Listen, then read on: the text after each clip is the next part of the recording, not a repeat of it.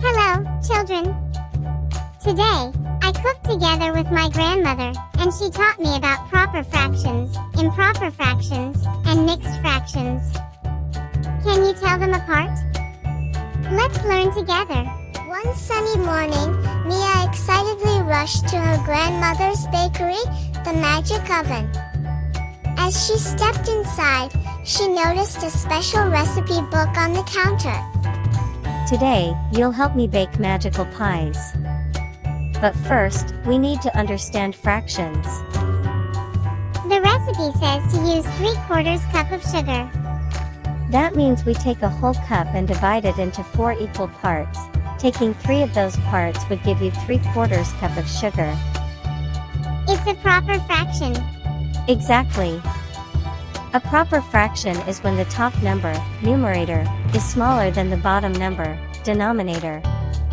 Mia carefully measured the sugar and flipped to another recipe that required 5/4 cups of flour. But Grandma, how do we measure 5/4? This is an improper fraction. The numerator is bigger than the denominator. It means more than 1 whole cup. 5/4 can be broken down as 4/4 plus 1/4. And since 4/4 equals 1 whole, we get 5/4 cup of flour equals 1 full cup plus 1/4 cup of flour. Right? Yes, you're doing great. Now, let's make apple pie. We need 1 1/3 cups of milk. A mixed fraction has a whole number and a fraction together. You're right. You take 1 whole cup, then add 1/3 more.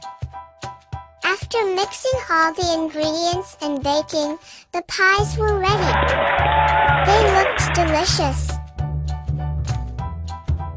Children, when we learn about fractions, we encounter 3 common types. First, proper fraction. The numerator, top number, is smaller than the denominator, bottom number.